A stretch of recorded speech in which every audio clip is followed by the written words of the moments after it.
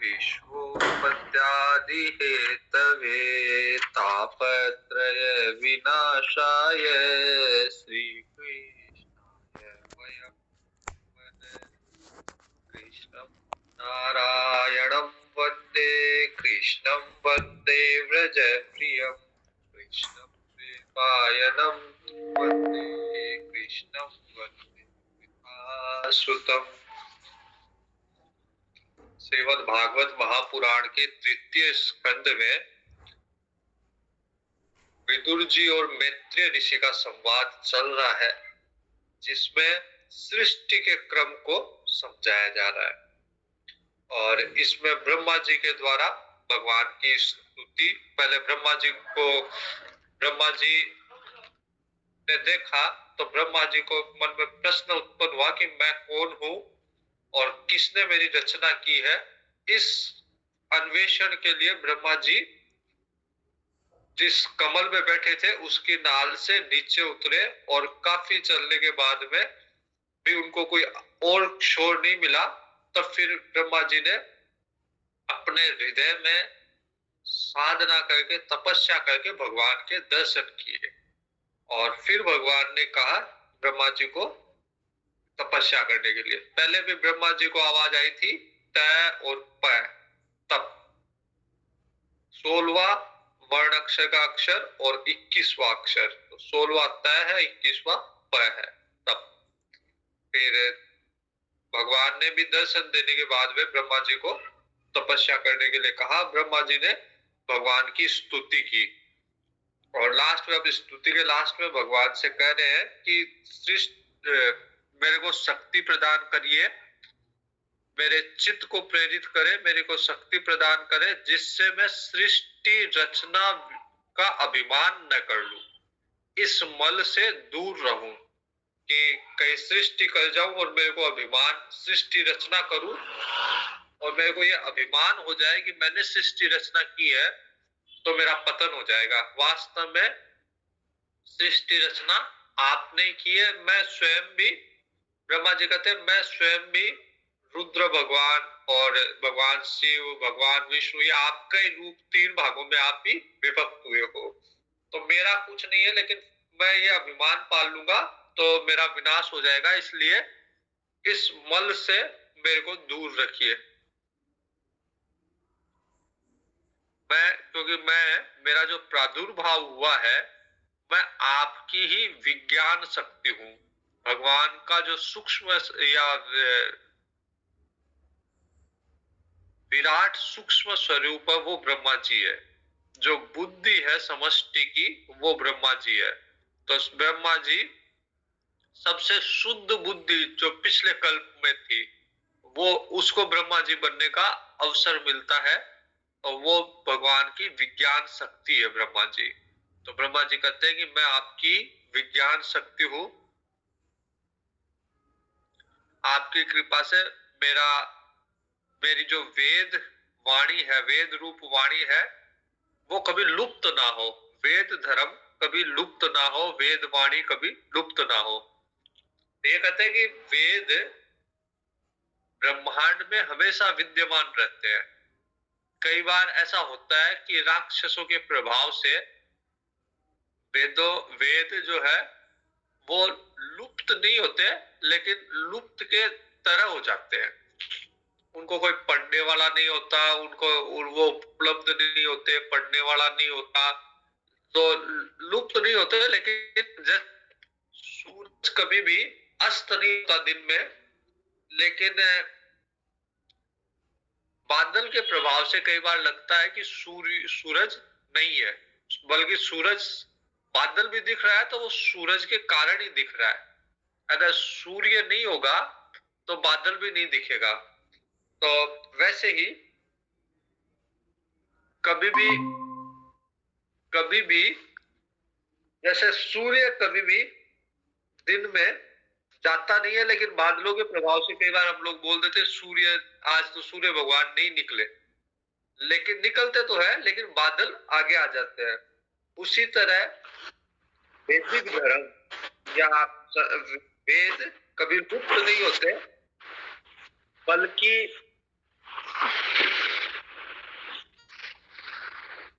वेद लुप्त नहीं होते, बल्कि ऐसा लगता है अज्ञान के कारण या उनका प्रचलन नहीं रहता तो ऐसा लगता है कि वेद लुप्त हो गए। अगर सारे वेदों को जला दिया जाए, जो पुस्तकें हैं वेदों की उनको जला दिया जाए और किसी को भी वेद याद भी ना हो, हमारे ऋषियों ने ये पद्धति विकसित की कि जब कोई बार बार राक्षस प्रवृत्ति बढ़ती है तो वो वेदों को नष्ट कर देती है। तो फिर ऋषियों ने अलग अलग शाखाओं में वेदों को कंठस्थ करने की परंपरा विकसित की कि किस तरह से एक शाखा वाले अपनी शाखा को कंठस्थ करेंगे वेद को, और वो परंपरा के रूप में अपने शिष्यों को देके जाएंगे। लेकिन यदि मान लीजिए कि जिन्होंने कंठस्थ की या जो परंपरा चल रही है वेदों को कंठस्थ करने वाली, वो भी नष्ट हो जाए, तब भी वेद नष्ट नहीं होंगे। न तो पुस्तक नष्ट होने से वेद नष्ट होंगे, न अगर कोई परंपरा में किसी को याद भी ना हो तब भी वेद नष्ट नहीं होंगे। वेद का पुनर्प्राप्ति का मार्ग एक ही है कि जब जब व्यक्ति अपनी ध्यान अवस्था में जाएगा तो उसे वही वेद वापस प्राप्त हो जाएंगे। तो ब्रह्मांड में सदैव रहेंगे, लेकिन जब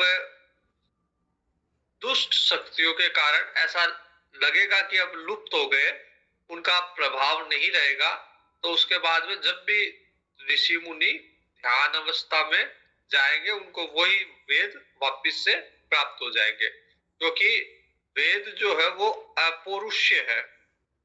बाकी सारे ग्रंथ किसी न किसी के द्वारा रचित है।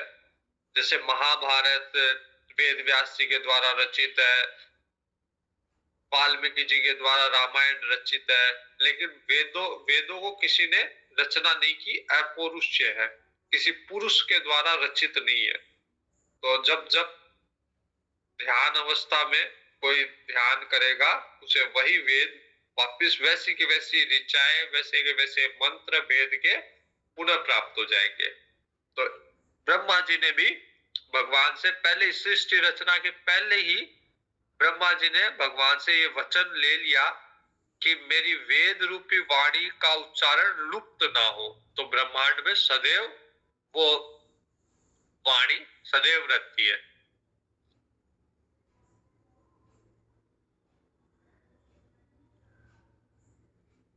अब ब्रह्मा जी कह रहे हैं कि आप अपनी वाणी से मेरा विषाद दूर कीजिए।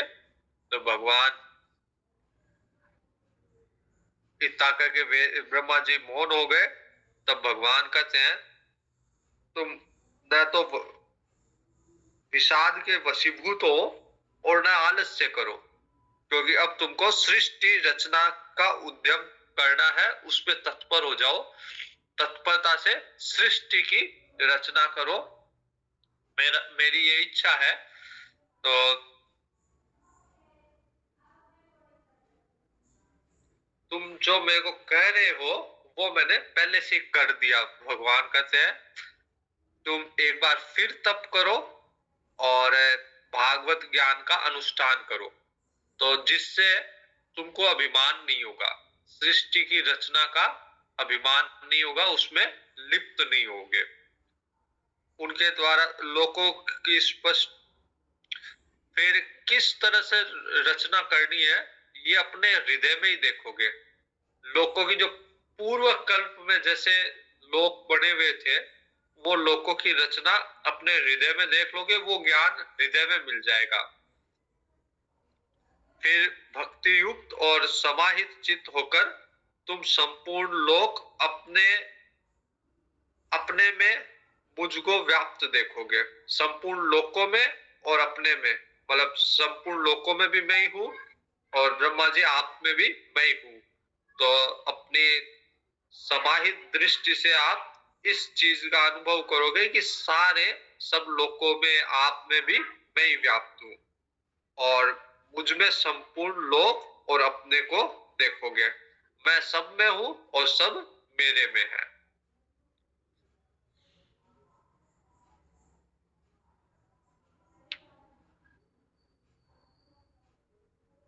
जब कोई भी व्यक्ति संपूर्ण लोक को भगवान में देखता है या भगवान से अभिन्न सबको देखता है कि भगवान से कोई भिन्न नहीं है, वहीं पे वो मुक्ति को प्राप्त हो जाता है। बंधन तब तक ही है जब तक हम सृष्टि में अलग अलग जीवों के अस्तित्व को मानते हैं। जब प्रत्येक जीवों में भगवान के दर्शन करने लग जाएंगे तो इसका मतलब क्या हो गया कि हमारे राग देश समाप्त हो गए।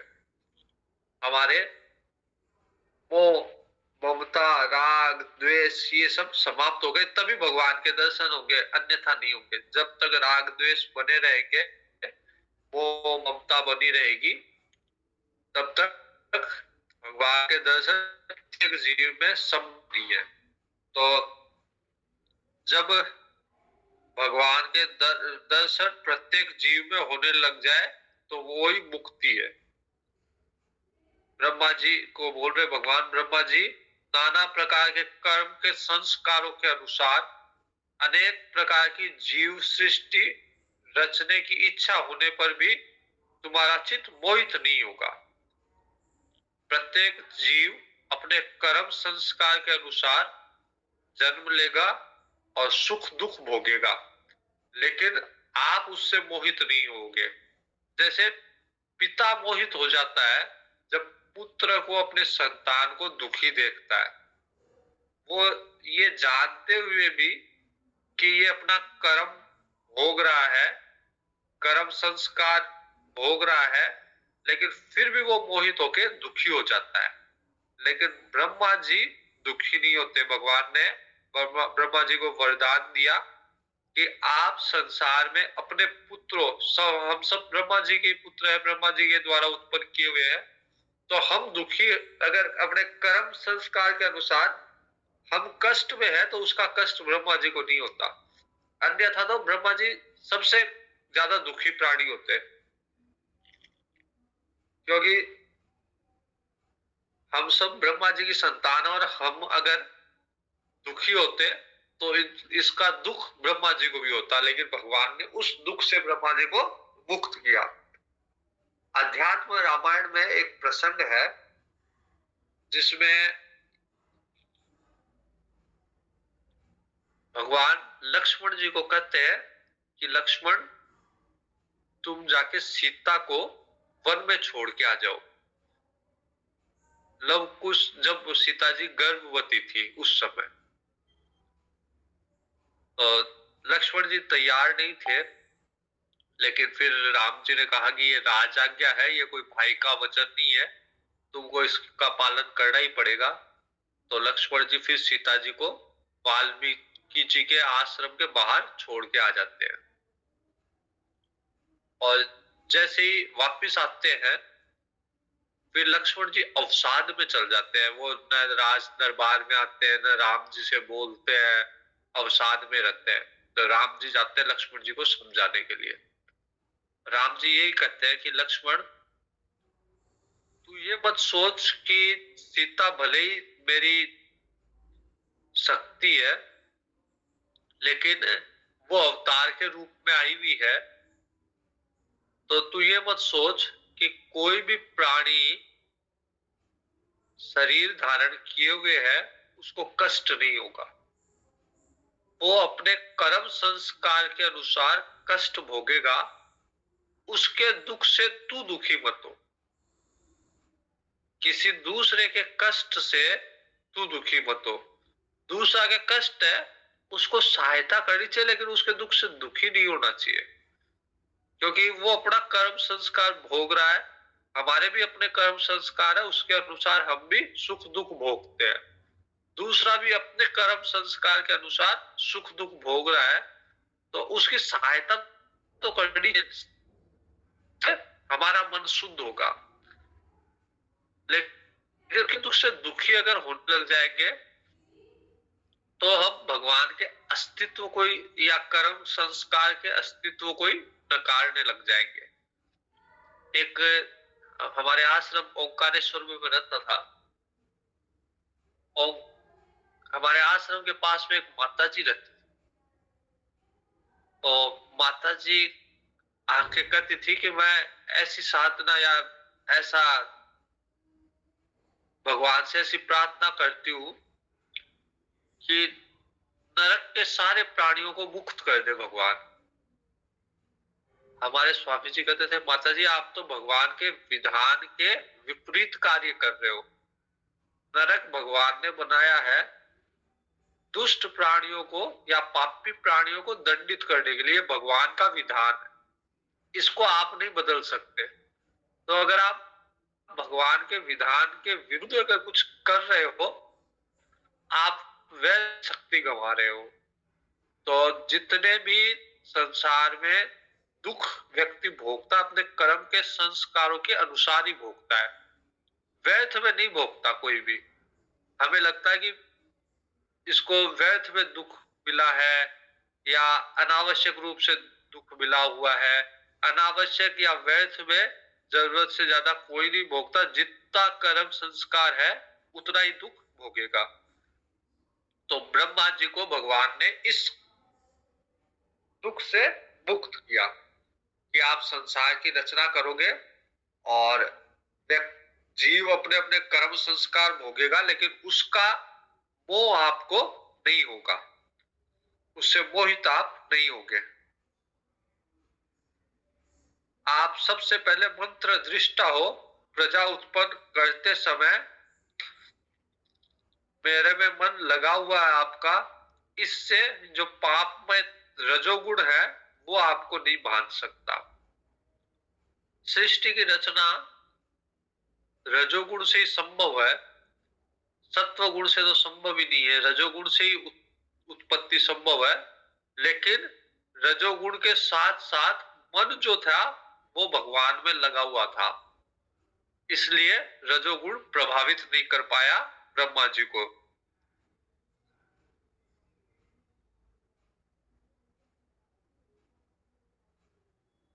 फिर भगवान कहते हैं कि आपने मेरी स्तुति भी की है और तपस्या भी की है साथ आप में आपने,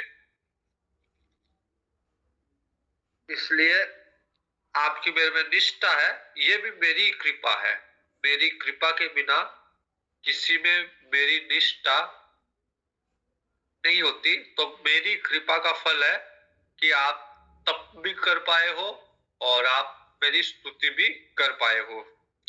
आपने निर्गुण रूप से भी मेरी स्तुति की है, इसलिए मैं बहुत प्रसन्न हूं। आपका कल्याण हो। मैं सब आत्माओं में सबसे प्रिय हूं, और अगर कोई अपनी स्त्री को प्रेम करता है, अपने पुत्र को प्रेम करता है, देह को प्रेम करता है, वो भी मेरे को ही एक तरह से प्रेम करता है अज्ञान में, क्योंकि सब में मैं ही व्याप्त हूं। तो अगर कोई अपनी स्त्री को भी प्रेम कर रहा है, पुत्र को भी कर रहा है, या अपने शरीर को भी कर रहा है, तो वो कर तो मेरे को ही रहा है, लेकिन अज्ञान है। बस वो अज्ञान हट जाए, फिर वो भले ही प्रेम करे, फिर वो सबसे प्रेम करे, इस ज्ञान के साथ प्रेम करे कि सब में मेरा ही निवास है। अगर अज्ञान के साथ करेगा तो तकलीफ होगी, ज्ञान के साथ करेगा तो फिर कोई दिक्कत नहीं है। इसलिए प्रत्येक भूत में मेरे को ही प्रेम करना चाहिए। भगवान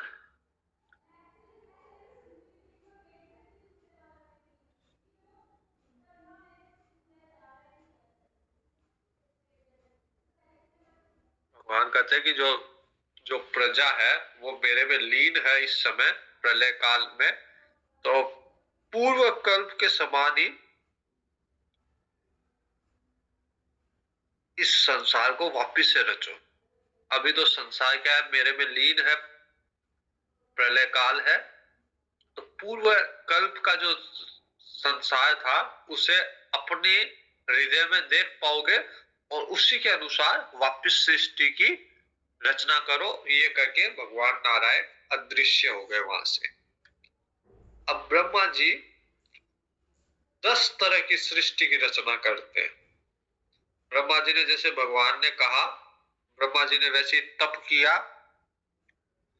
और तप करने के बाद में ब्रह्मा जी 10 तरह की सृष्टि की रचना करते हैं। प्रबल तपस्या से ब्रह्मा जी के हृदय में आत्मज्ञान और विज्ञान का बल बढ़ गया, जिससे जितनी भी प्रलय का जल था और प्रलयकालीन वायु चल रही थी, उनको ब्रह्मा जी ने शक्ति के अपने तप के प्रभाव से उसको पी लिया।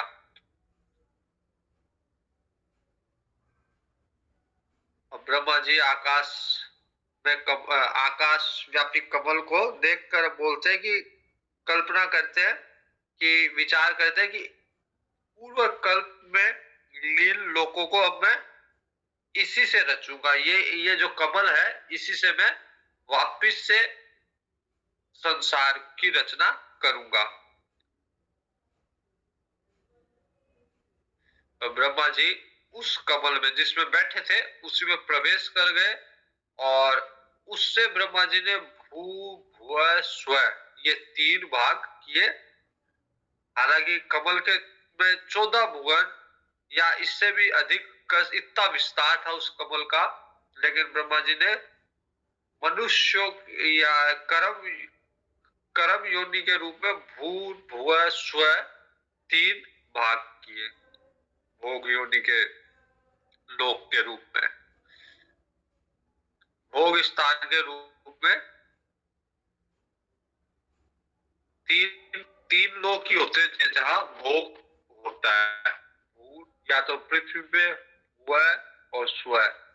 और इसके बाद के जो लोक है वो निष्काम कर्म वालों के लिए है।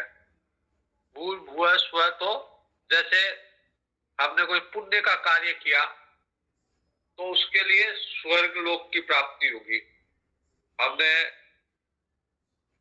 कामना से कोई कार्य किया, हमने अपने नाम की इच्छा से, यश कीर्ति की इच्छा से कार्य किया, तो उसके लिए स्वर्ग की प्राप्ति है, उससे ऊपर नहीं जा सकता। उससे ऊपर के लोग उनके लिए जो निष्काम कर्म करते हैं।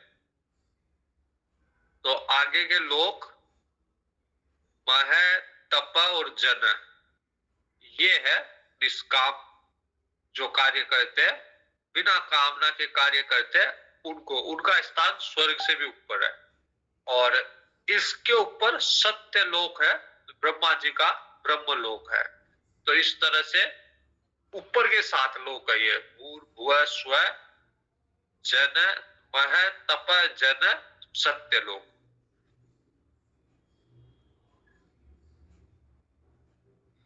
अब विदुर जी बीच में एक प्रश्न कर रहे हैं यहाँ पे कि भगवान हरि ने कहा था कि मैं अपनी सारी शक्तियों को समेट के मैं विश्राम कर रहा हूं, जिससे जीव जो कि अपने कर्म संस्कार में हमेशा व्यस्त रहते, उनको विश्राम मिल जाए।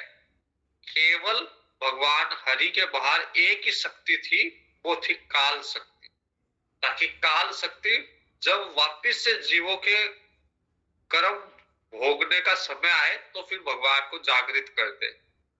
तो अब विदुर जी कहते हैं कि वो काल शक्ति जो भगवान ने कहा था कि मेरे बाहर काल शक्ति है, उस काल नामक शक्ति की बात कही थी भगवान ने, उसका विस्तार से वर्णन कीजिए।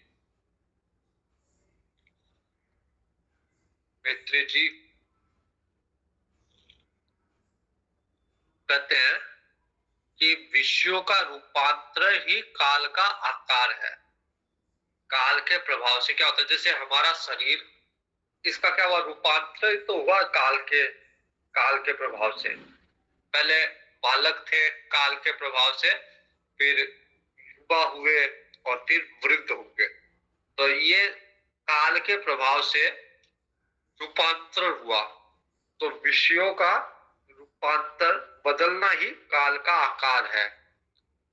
स्वयं काल निर्विशेष है, अनादि है, अनंत है, लेकिन काल के प्रभाव, काल किसी को भी एक जैसा नहीं रहने देता, समय किसी को एक जैसा नहीं रहने देता। आज जैसा है कल उसमें परिवर्तन आएगा ही आएगा, यही काल का स्वरूप है। काल को निमित्त बना के भगवान खेल खेल में ही अपने आप को सृष्टि के रूप में प्रकट कर देते हैं। पहले यह सारा विश्व था भगवान की माया में लीन होकर ब्रह्म रूप में स्थित था। अव्यक्त रूप में सारे जीव भगवान के अंदर थे। अब वापिस से भगवान ने उनको प्रकट करने के लिए ब्रह्मा जी को कहा है। तो जैसा जगत पहले था, अब ब्रह्मा जी वैसा ही उसको बनाएंगे और आगे भी वैसा ही बनेगा। आगे जब जब सृष्टि होगी तो एक जैसा ही बनेगा। इसकी सृष्टि नौ प्रकार की सृष्टि है और फिर 10वीं सृष्टि जो है वो अलग तरह की सृष्टि है। तो 10 प्रकार की सृष्टि का वर्णन है। तो 9 जो सृष्टि है वो प्राकृत और वैकृत सृष्टि है और 10वीं उससे अलग है।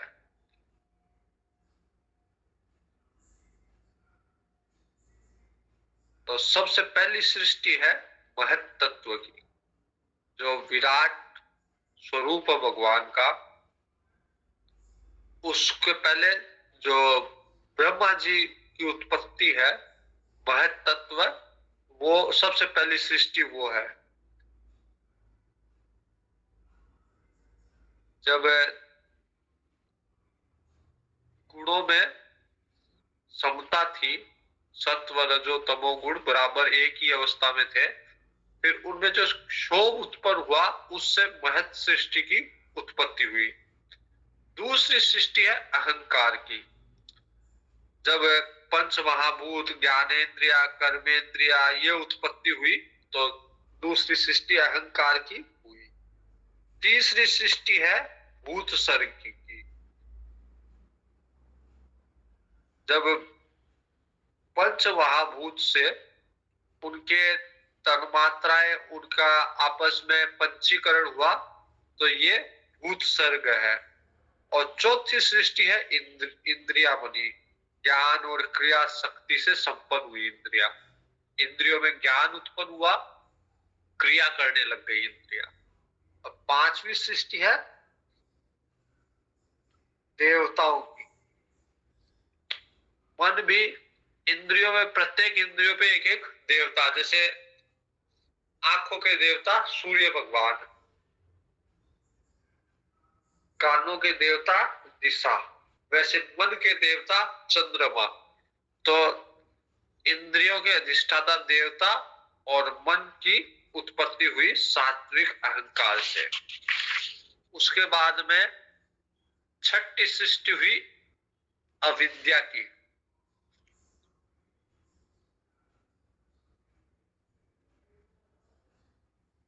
तो ये 6 जो सृष्टियां हैं वो प्राकृत सृष्टियां हैं। और उसके बाद में 3 सृष्टियां वैकृत सृष्टि है, जो जो मतलब जीव रूप में है। पहली उसमें से पहली है, मतलब अगर कुल देखा जाए तो 7वीं सृष्टि है, वो वृक्षों की सृष्टि है। स्थावर जो वृक्ष है, जो हिल डुल नहीं सकते, गमन नहीं कर सकते, अपने स्थान पे स्थिर रहते, स्थावर वृक्ष है।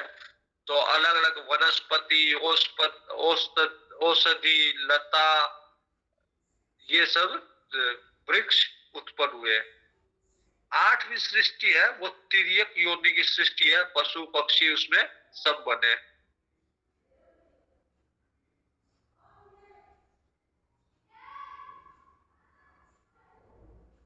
अट्ठाईस तरह के पशु पक्षियों के भेद बताए हुए हैं। तमोगुण के कारण पशु पक्षियों में तमोगुण के कारण केवल उनको खाना पीना, मैथुन, सोना आदि ये जानते हैं। सूंघने से उनको वस्तुओं का ज्ञान हो जाता है। उनके हृदय में विचार शक्ति नहीं है, उनके हृदय में दूरदर्शिता नहीं है, विचार शक्ति नहीं है। तो ये 8वीं सृष्टि जो है पशु पक्षियों की सृष्टि है। इसमें अलग अलग, जैसे 2 खुर वाले, 1 खुर वाले, 5 खुर वाले, अलग अलग पशु बने, पक्षी बने। और 9वीं सृष्टि है मनुष्यों की। मनुष्य, पशु पक्षी तो तमोगुण प्रधान है, मनुष्य रजोगुण प्रधान है। कर्म परायण है, कर्म करता मनुष्य, दुख रूप विषयों में ही सुख मानने वाला होता है। कर्म तो खूब करता है, लेकिन जो विषय दुख का कारण है, मनुष्य को लगता है कि ये सुख देंगे। अंतोगत्वा उन विषयों की परिणति दुख में होती है, लेकिन रजोगुण के कारण मनुष्य उनमें ही सुख बुद्धि कर लेता है और उनके पीछे ही अपना जीवन व्यतीत कर देता है। यद्यपि मनुष्य के पास विचार शक्ति है, जो कि पशु पक्षियों के पास नहीं है, लेकिन विचार शक्ति होते हुए भी विषयों में सुख मानने के कारण मनुष्य जो है दुखी होता है। तो ये 9 सृष्टि और 10वीं सृष्टि है वो कुमार सर्ग है, जो सनत कुमार आदि ऋषि हुए थे। वे प्राकृत वैकृत दोनों प्रकार के हैं। जो शुरू में पंच महाभूत वगैरह, ब्रह्मा जी वगैरह बने थे, उनका भी अंश है। और फिर स्थावर, पेड़ पौधे, पशु पक्षी, मनुष्य बने थे, उनका भी अंश है। तो प्राकृत और विकृत दोनों तरह के ऋषि कुमार सर्ग में उत्पन्न हुए थे, सनत कुमार आदि। तो इस तरह से 10 सृष्टि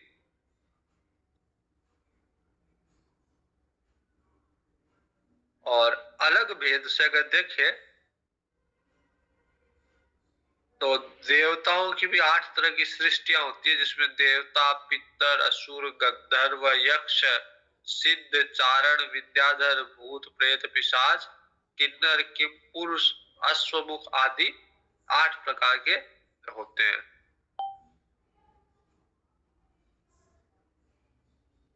विदुर जी को कह रहे मैत्रेय जी कि विदुर जी, जगत ब्रह्मा जी की रची हुई ये 10 प्रकार की सृष्टि मैंने आपसे कही। अब मैं वंश और मनवंत्र का वर्णन करूंगा।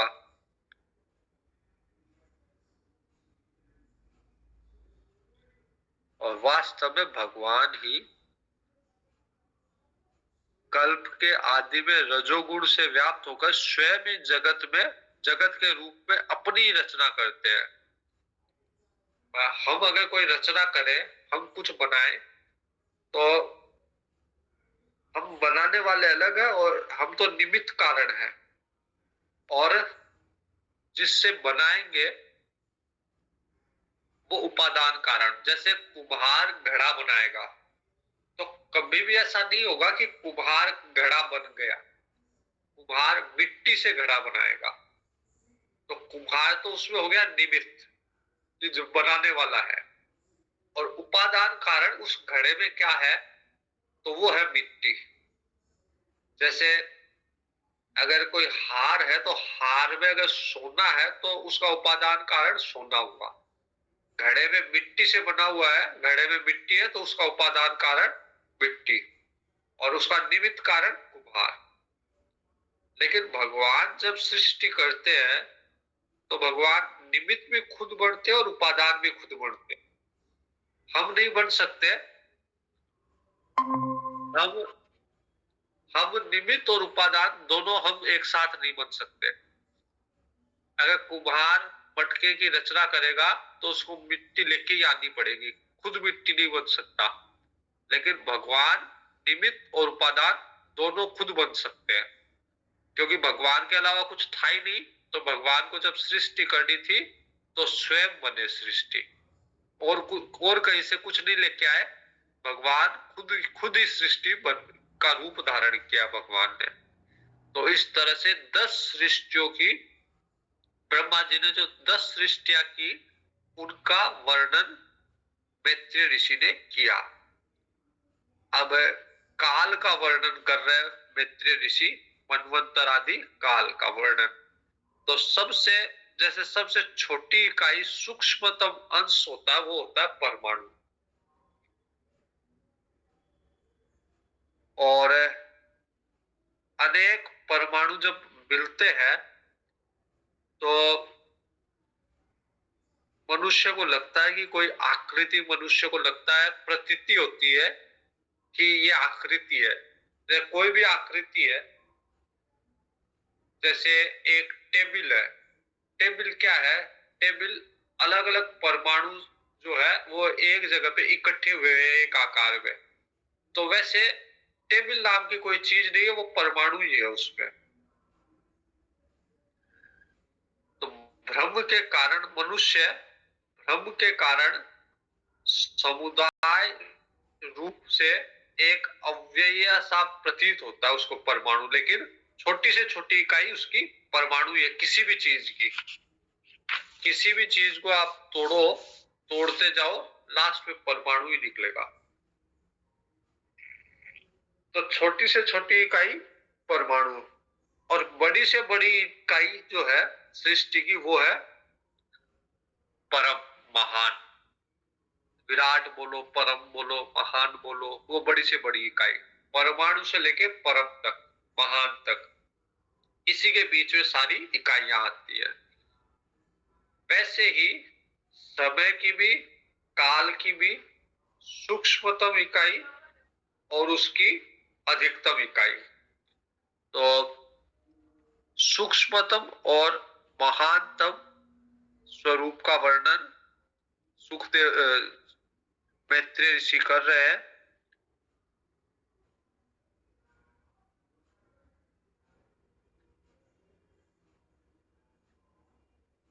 अणु, जो परमाणु है एक, काल का भी, उसके उसके दो अणु मिलते हैं तो एक, दो परमाणु मिलके एक अणु बनाते हैं, और इस तरह मिलते जाते हैं। तो फिर आगे तसरेणु, त्रुटि, वेद, लव, निमेष, क्षण, लघु, मुहूर्त बनते जाते हैं।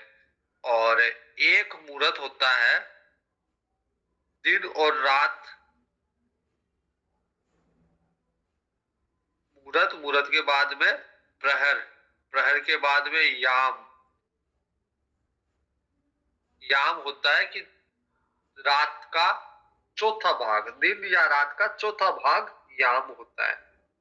तो मुहूर्त, मुहूर्त के बाद में याम, याम, और याम के बाद में दिन, दिन और रात, फिर 15 दिन का एक पक्ष, फिर एक मास, फिर एक ऋतु, फिर 6 महीने का एक अयन, दक्षिणायन और उत्तरायण, फिर एक वर्ष। और जब मनुष्यों का एक वर्ष होता है तो देवताओं का एक दिन होता है। एक देवताओं का एक दिन और रात, मनुष्यों का एक एक वर्ष होता है।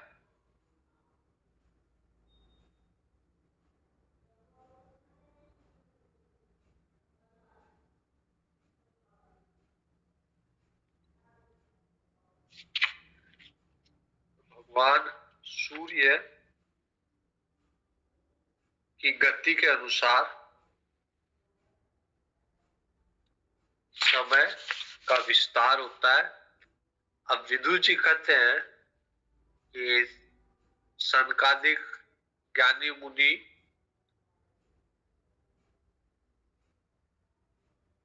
त्रिलोकी के बाहर के कल्प से भी अधिक काल तक रहने वाले हैं। मतलब ये जो समय है वो त्रिलोकी में है, और सनकादिक ऋषि मुनि का समय इनसे भी ज्यादा है। तो उनकी आयु का वर्णन करिए। तो मैत्री ऋषि कहते हैं कि 4 युग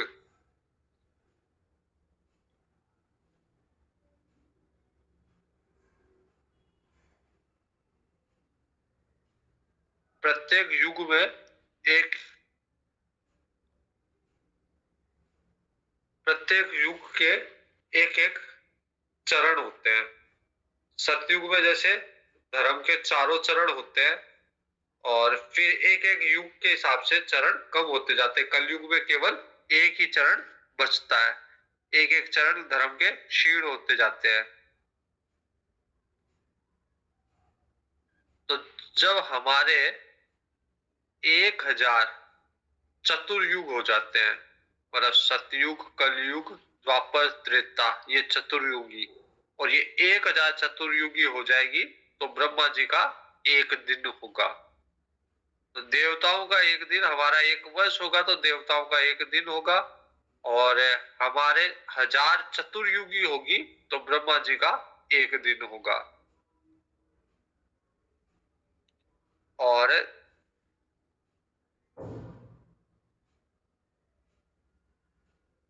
ब्रह्मा जी दिन में शयन करेंगे, दिन में कार्य करेंगे तब सृष्टि रहेगी, और रात्रि में जब शयन करेंगे तो प्रलय हो जाएगी।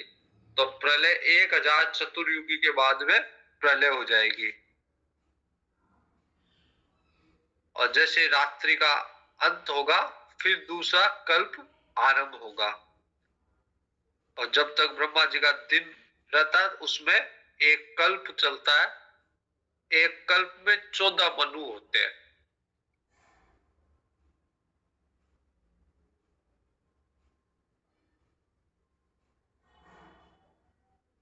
कलयुग में 4,32,000 वर्ष होते हैं। उसके बाद में द्वापर में इससे डबल, त्रेता में उससे डबल, और सतयुग में उनसे डबल। एक कल्प में 14 मनु होते हैं। तो प्रत्येक मनु के 71 चतुर्युगी प्रत्येक मनु के हिस्से में आई है। मनु क्या होता है? एक तरह से धर्म की स्थापना करने वाले होते हैं, उस न्यायाधीश के रूप में होते हैं मनु। तो हर हर कल्प में 14 मनु होते हैं। तो मनु का जो समय होता है, मतलब 71 चतुर्युगी, वो मनवंतर कहलाता है। हर मनवंतर में अलग राजा उसका, अलग उसके सप्त ऋषि, अलग उसके देवता, अलग उसका इंद्र, अलग उसका गंधर्व, सब अलग अलग होते हैं। इस तरह ये ब्रह्मा जी के एक दिन की सृष्टि है जिसमें 14 मनु होते हैं।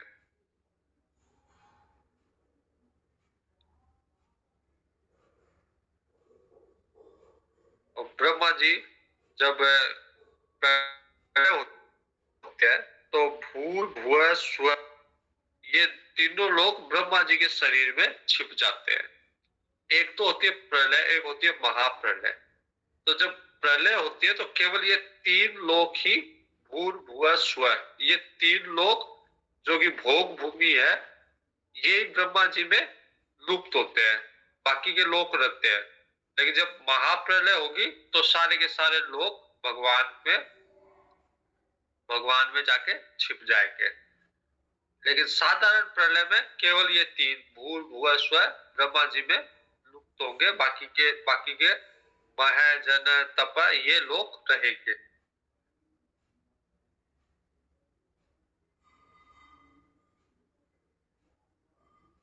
तो तीनों इस अवसर, प्रलय के अवसर पे तीनों जो लोक है वो शेष भगवान के मुंह से निकली हुई अग्नि के कारण जलने लग जाएंगे, और उससे व्याकुल होके जो ऋषिगण है, भृगु आदि ऋषिगण, वो ऊपर के लोक में चल जाएंगे, मह लोक में, जन लोक में, तप लोक में। और 7 समुद्र जो है वो प्रलय से इन तीनों लोगों को डुबा देगा।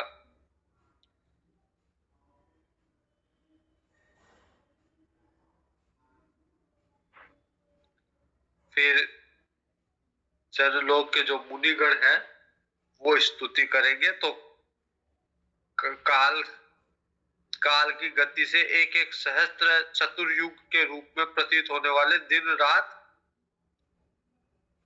के हेर फेर से ब्रह्मा जी 100 वर्ष की परायु भी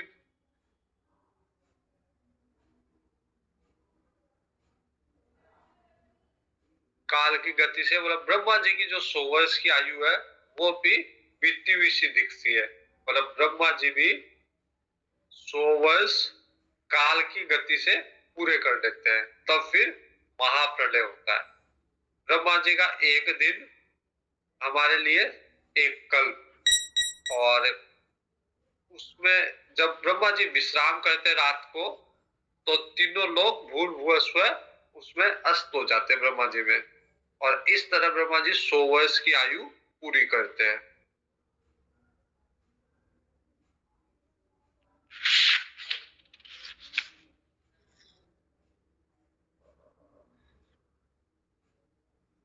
तो ब्रह्मा जी की आदि जब आयु है उसको परार्थ बोलते हैं। तो दो परार्थ हो गए, एक परार्थ पहली वाली आयु 50 वर्ष और दूसरा दूसरी। तो जिस समय ब्रह्मा जी को ये ज्ञान ब्रह्मा जी ये कह रहे थे उस समय वराकल्प नाम से वराकल्प चल रहा था, उसका दूसरा परार्थ चल रहा था उस समय।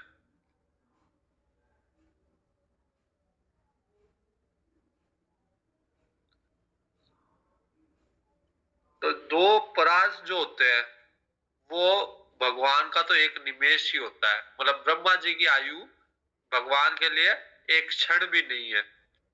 हमारी आयु जैसे देवताओं के लिए हमारे हमारा एक वर्ष देवताओं के लिए एक दिन है।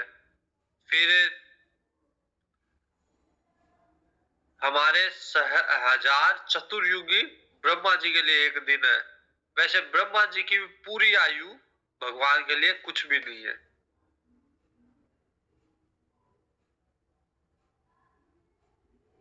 तो परमाणु से लेके मतलब छोटी से छोटी मूल बात अब ये है इतना विस्तार से वर्णन करने की कि छोटी से छोटी इकाई परमाणु उससे लेके ब्रह्मा जी की आयु यहां तक सारा काल फैला हुआ है। लेकिन ये काल भी भगवान पे प्रभुता नहीं रखता। भगवान इसके अधीन नहीं है। काल का विस्तार इतना है कि एक परमाणु से लेके और ब्रह्मा जी की आयु वहां तक काल का विस्तार है। लेकिन भगवान इसके अंतर्गत नहीं है। भगवान पे इसकी प्रभुता नहीं है काल की। यही करने का तात्पर्य है।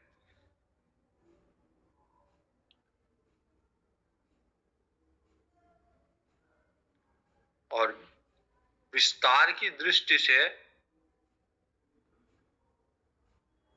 ब्रह्मांड जो है वो 50 करोड़ योजन उसके अंदर का विस्तार है। ब्रह्मांड के अंदर का विस्तार है 50 करोड़ योजन। और उसके बाहर ब्रह्मांड के बाहर जितना अंदर है ब्रह्मांड उतना 10-10 गुना उत्तरोत्तर उसका विस्तार है।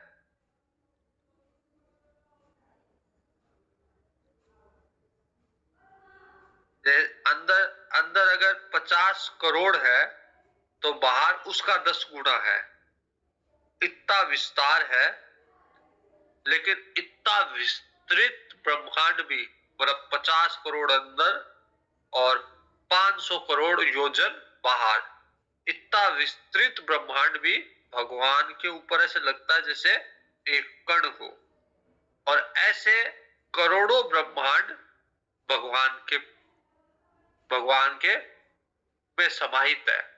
तो कहते हैं ना कि भगवान के रोम रोम में कोटि कोटि ब्रह्मांड है।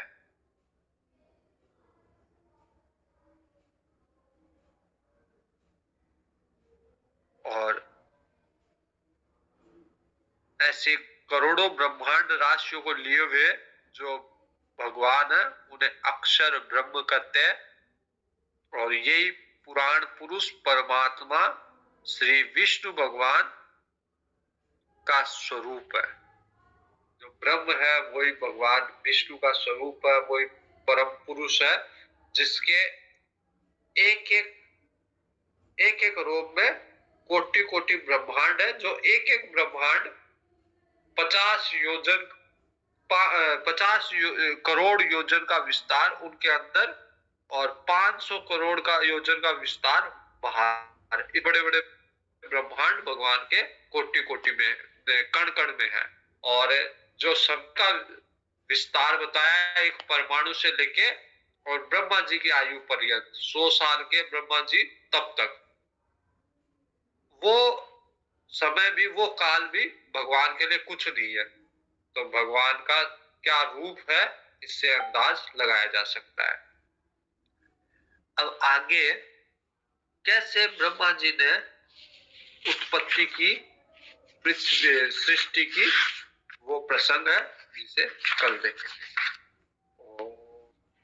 पूर्णमद पूर्णमिदं पूर्णात् पूर्णमुदच्यते पूर्णस्य पूर्णमादाय पूर्णमेवावशिष्यते। ओम शांति शांति शांति। हरि ओम श्री गुरुभ्यो नमः। हरि ओम। हरि ओम। प्रणाम महाराज जी। हरि ओम।